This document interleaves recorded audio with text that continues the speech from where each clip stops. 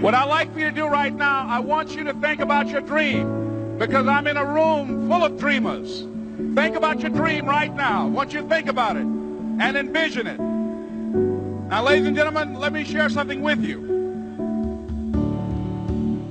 I do not believe that any of us have dreams that were not given to us for the purpose of accomplishing those particular dreams. And I want to share something with you that has changed my life. I started out, as was indicated by Jack, it's very humble beginnings. I don't know what that dream is that you have. I don't care how far-fetched it might appear to be. I don't care how disappointing it might have been as you've been working toward that dream. But here's what I know, that that dream that you're holding in your mind, that it's possible. Let's say that together, please. Say, it's possible. See, sometimes we can't say, I can do that. But what we can say, that it's possible that I can have my dream. As we run toward it, as we work on it day in and day out.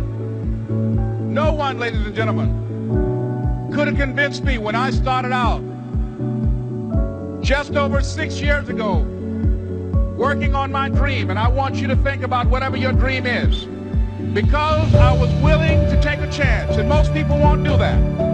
Most of the people that you talk to try and bring them into the business, these are not risk takers. Most people have done all that they're ever going to do. They raise a family, they earn a living, and then they die. But people who are running toward their dreams, life has a special kind of meaning.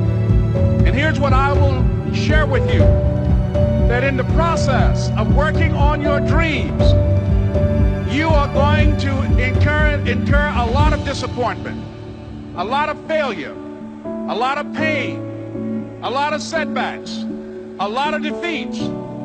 But in the process of doing that, you will discover some things about yourself that you don't know right now. What you will realize is that you have greatness within you.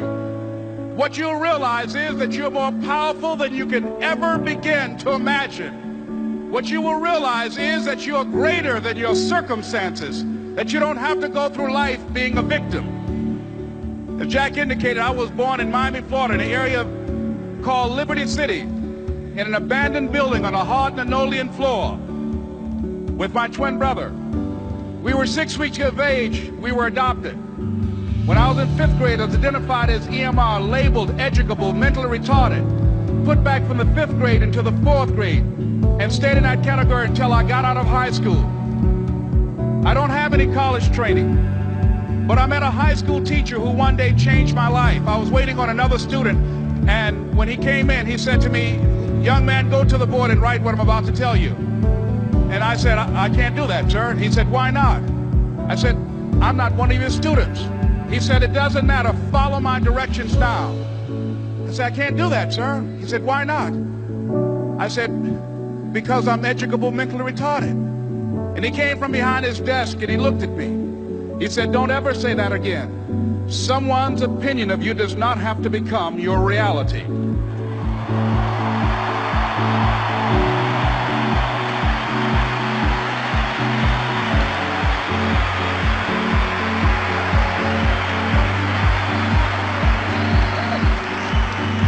And that man, Mr. Leroy Washington, did something for me. He started planting seeds in my mind that enabled me to begin to dream, as Dexter has been doing for you. And ladies and gentlemen, I started working on my dream. And most people don't work on their dreams. Why? For many years I didn't. One is because of fear. The fear of failure. What if things don't work out? And the fear of success. What if they do and I can't handle it? The other thing is that most people, ladies and gentlemen, they get comfortable. They stop growing, they stop working on themselves, they stop stretching, they stop pushing themselves, and they end up becoming very cynical about life, and they throw in the towel on themselves, on their families, and on their dreams. And the other thing is that most people don't feel worthy. What I'm doing now, I could have been doing years ago. But because I did not have a college education, because I didn't believe in myself, Because I allowed other people's opinion of me to control my destiny, I didn't act on my ideas. So I applaud you for your dreaming, for your running toward your dream. I applaud you for believing in yourself, because that's what life is about, stretching and challenging, looking for ways that you can begin to improve yourself. And ladies and gentlemen, as a result of stretching out, of acting on my dream, and I don't know what that dream is for you, I can tell you that it's possible. No one could have convinced me that after just over 6 years, I will have my own book entitled Live Your Dreams. Just over 6 years, I will have 5 specials on public television. Just over 6 years, I've done motivational speaking for AT&T, Procter & Gamble, McDonald's Corporation, Xerox, IBM. Just over 6 years. I will now have my own talk show that will premiere on Monday, Labor Day. I'm saying to you, your dream is possible. Your dream is possible. But not only is it important that you believe and begin to know that it's possible for you to live your dream as you run toward it, but I've done something that I want to share with you called Choosing Your Future. In fact, I've developed a set of tapes talking about how to begin to create your own reality by choosing your future. And not only is it important for you to know it's possible for you to choose your future, but it's necessary that you work on yourself, that you develop yourself. It's necessary that you get the energy drainers out of your life, people who don't want anything. It's necessary to know that everybody won't see it, that everybody won't join you, that everybody won't have the vision. It's necessary to know that a lot of people like to complain, but they don't want to do anything about their situation. That you are an uncommon breed.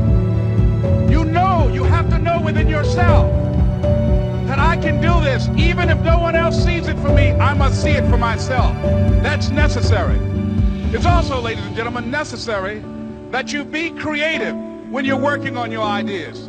That you understand the importance of changing up, of readjusting your strategies. Many times we can have a great idea, but if you're not advancing it in the right way and things don't happen, you become discouraged and think the idea doesn't work. No, that's not true. It's necessary that we become creative. I remember when I was in New York walking down the street, and a guy approached me and said, "Hey, mister, can I shine your shoes?" And I said, "No, I'm in a hurry. I don't have time." I kept walking. Someone else said, "Hey, man, your shoes look clutty. May I shine your shoes?" I said, "No, I don't have time. I'm sorry, I'm busy." And I was walking fast, and many people solicited me for my business. And then finally, a young man stepped in front of me, and he said, "Excuse me." And he started counting, 97, 98, 99, 100. He said, "Sir?" I said, "Yes." He said, "Come here, please." I said, "What is it?" He said, "Today is my birthday.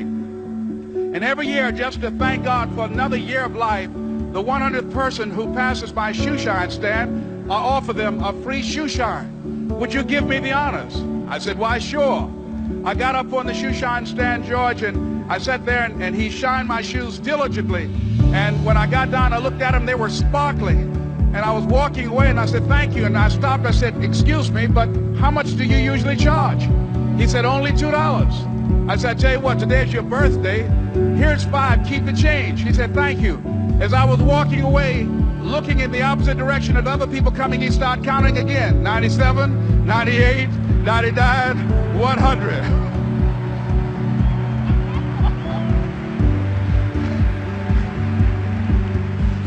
It's necessary that you be flexible, that you are always thinking of how can I improve this better. This is a customer-driven economy.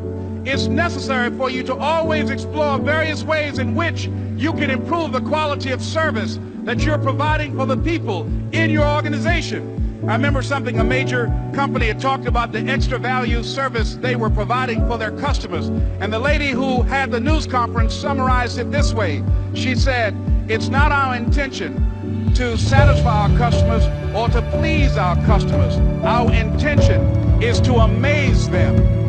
It's necessary, if you're going to compete today, that you look for ways to amaze your customers by being one of those individuals that keep your commitments, that keep your word, that's relentless.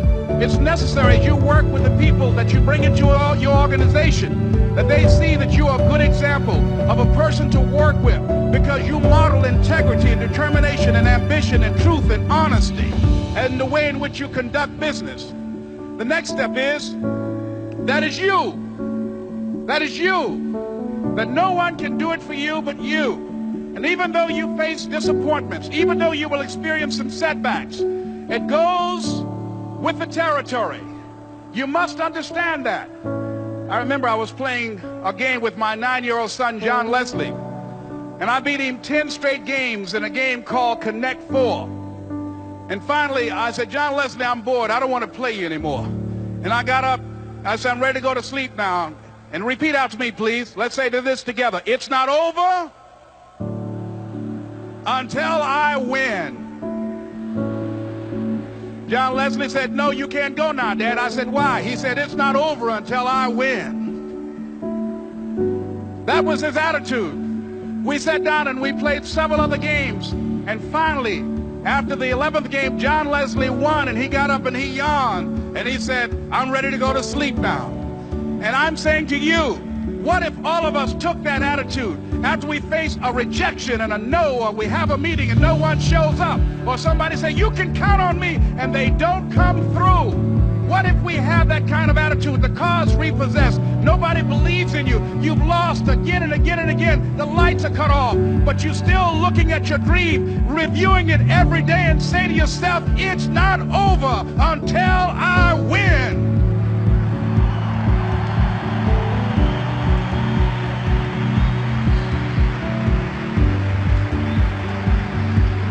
Life will yield to you. Now here's the next step. Repeat after me, please. It's possible.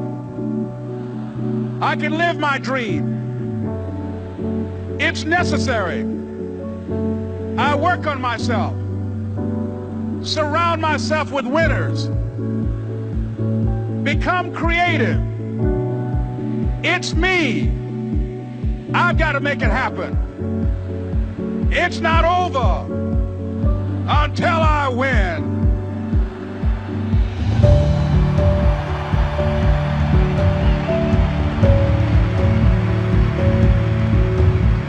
The next thing that's important to know, yes, it's possible that you can choose your future and direct the course of your life as you run toward your dream. It's necessary that you have goals, that you write those goals down, that you plan, that you think constantly of how you can begin to improve what it is that you're doing. If it's your presentations, if it's your recruiting skills, whatever that is, it's also necessary that you look for ways to always find a way to pull it out when everybody else thinks that you are defeated. That you've got to take personal responsibility to know that in order to become successful, you've got to make it your personal business to do it.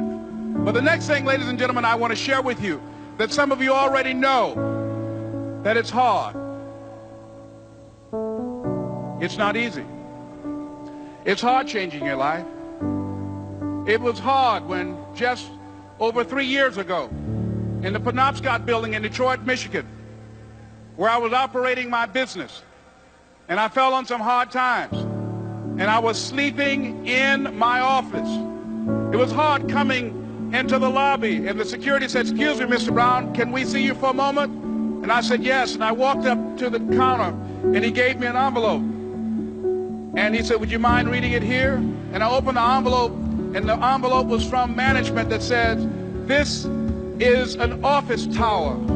It's not a hotel.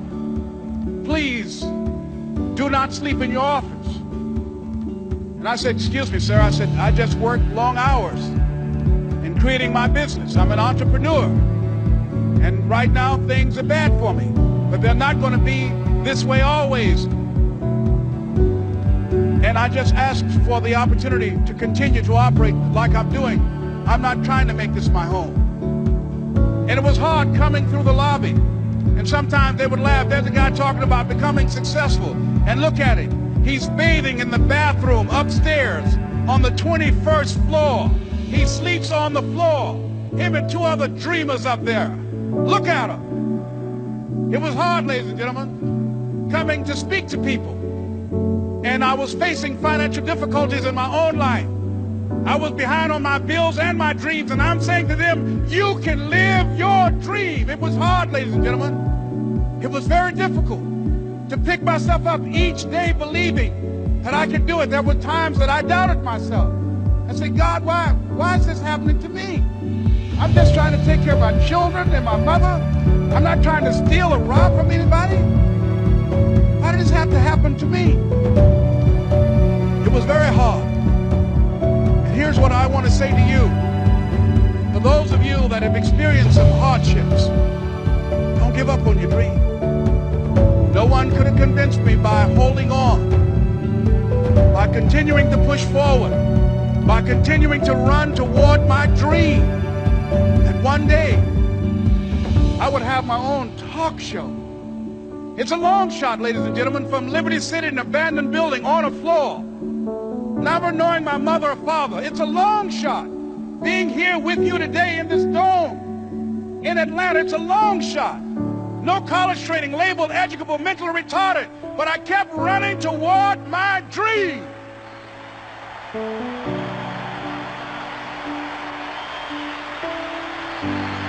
Don't stop.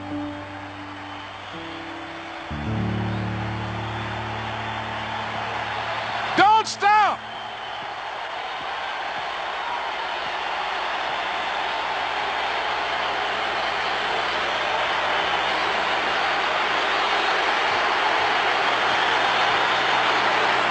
Don't stop running toward your dream.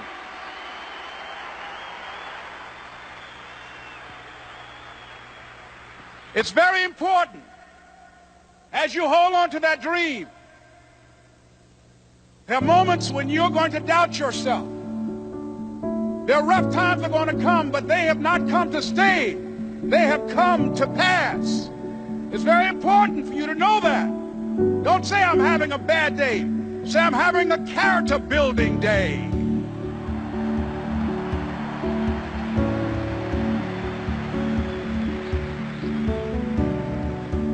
It's very important for you to believe that you are the one to make this happen. I remember this high school teacher, Mr. Leroy Washington, at the end of school one June, it was just a few days before we were supposed to leave, and I just got my report card, and it indicated that I'd failed history, and I'd failed English, and I would have to go to summer school. And I was feeling within myself that I was a failure, that I'm slower than most people in getting paperwork, and I was feeling down on myself and very negative. And Mr. Washington was giving a speech to the graduating seniors, and I was in 11th grade. And even though I wasn't supposed to be in there, I went in there because the speech he was giving, that speech was for me. And as he talked, my heart began to beat fast. Tears began to run by my eyes, and I was in the back just listening to him, because he said, and he was a very dramatic man. I still talk to him to this day. He said, as graduating seniors of Booker T. Washington High School, I want you to know that you're blessed and highly favored, and that as you go toward the future, begin to know that you have greatness within you. And if just one of you here begin to envision yourselves as being blessed and highly favored to reach your goals, if just one of you capture the essence of what that means, that you have greatness within you and a responsibility to manifest that greatness, that you can make your parents proud, you can make your school proud, you can touch millions of people's lives, and the world will never be the same again because you came this way. And the students gave him a rousing standing ovation. And as he left the auditorium, I ran down the steps and I caught him in the parking lot. I said, Mr. Washington? He said, yes. I said, do you remember me, sir? He said, no. I said, my name is Leslie Brown. My mother, she works in the cafeteria here. I'm one of the twins, Leslie and Wesley. I said, Mr. Washington, but you know, I got these big dreams. I like talking to people. I love people. I said, I want to work with people, and I got this dream of buying my mama a home. Could I do that, Mr. Washington? He said, it's possible, Mr. Brown. And as he walked away, I called him again. I said, Mr. Washington? He said, what do you want now? I said, I'm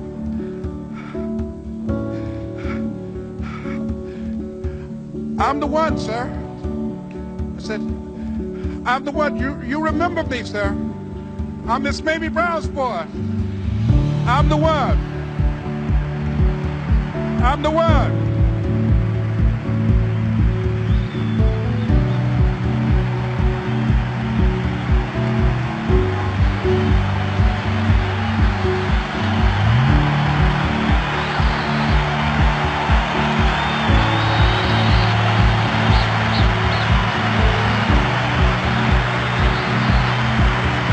And you must feel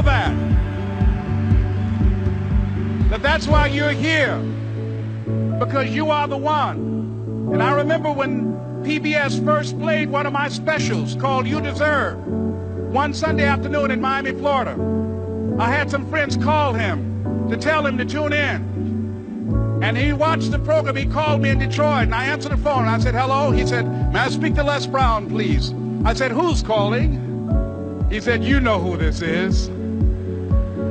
I said, oh, Mr. Washington, it's you. He said, you were the one, weren't you? I said, yes, sir. He said, and you were so crazy. I said, I know, but I'm rich now.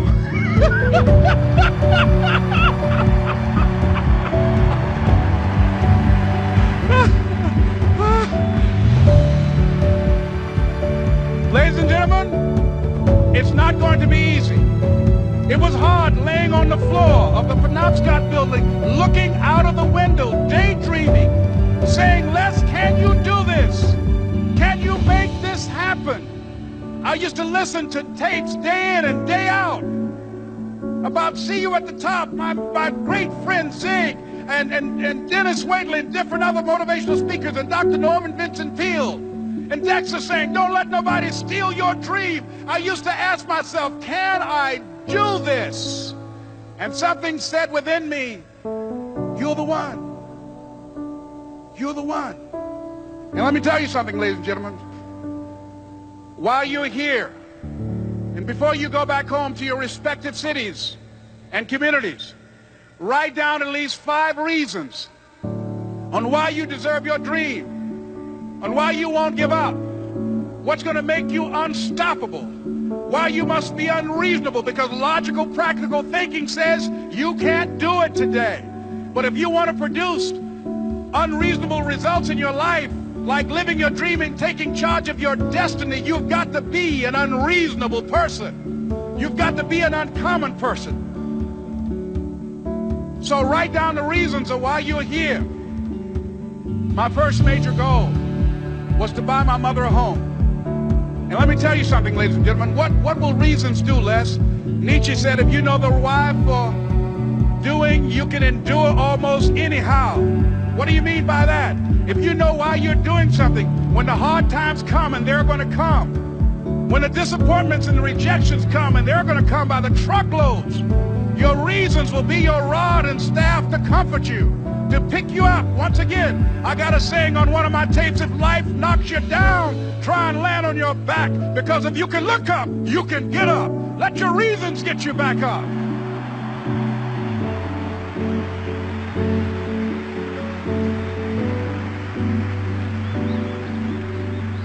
I remember when I bought the home for my mother, and she came out of the car. When I opened the door, I said, Mom, I think I know these people in this house. That was my first major goal. And then I couldn't conceal it anymore. I said, Mom, I got this for you.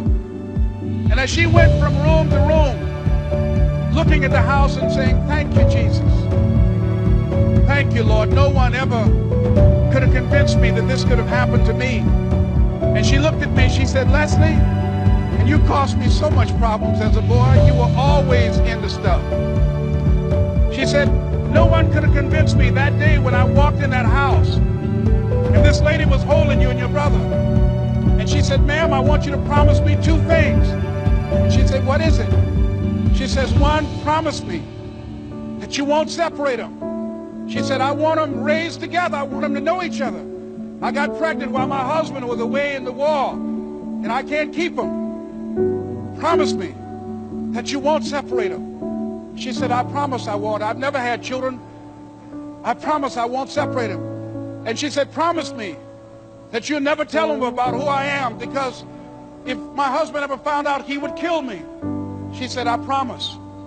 And she said that she gave them to us, and she kind of cried, and she was walking out the door, and she looked at my adopted mother. She said, remember, don't you separate them. She said, I swear to God, I won't separate them. I'll keep them together. And she said, as I held y'all in my arms, I never had any children of my own. I didn't know how I was going to do it, but I knew with the help of God, I will do it.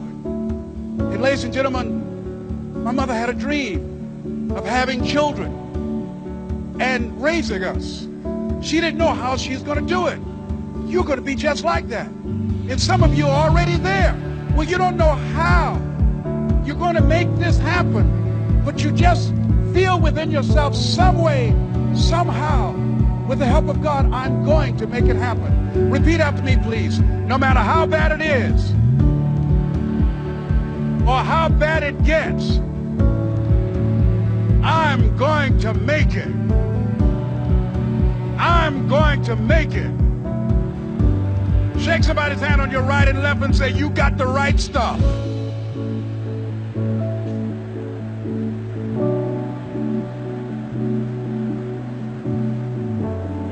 So yes, it's possible for you to live your dream. It's necessary that you associate with winners, that you work your system, that you are relentless, that you never give up.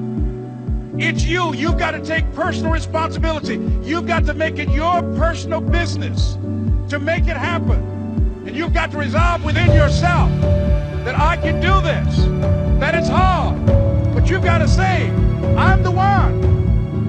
I'm the one to make this happen. I'm the one to become successful in this business. As you work to help other people to become successful, that feeds your success. But you know it's going to be hard, but find out what will make it worth it for you.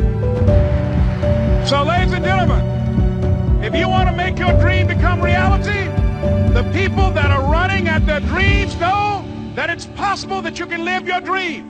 That it's necessary that you're relentless, that you have a plan of action, that you are creative. The people that are living their dream are finding winners to attach themselves to. The people that are living their dreams are the people that know that if it's going to happen, it's up to them. And they're resolving within themselves, it's not over until I win. The people that are running after their dream know they're going to have hard times. They keep on running because they're saying within themselves, I'm the one. I'm the one. No matter how bad it is or how bad it gets, I'm going to make it. The people that are running after their dreams are the people that are hungry. Shake somebody's hand on your right and left and say, you got to be hungry.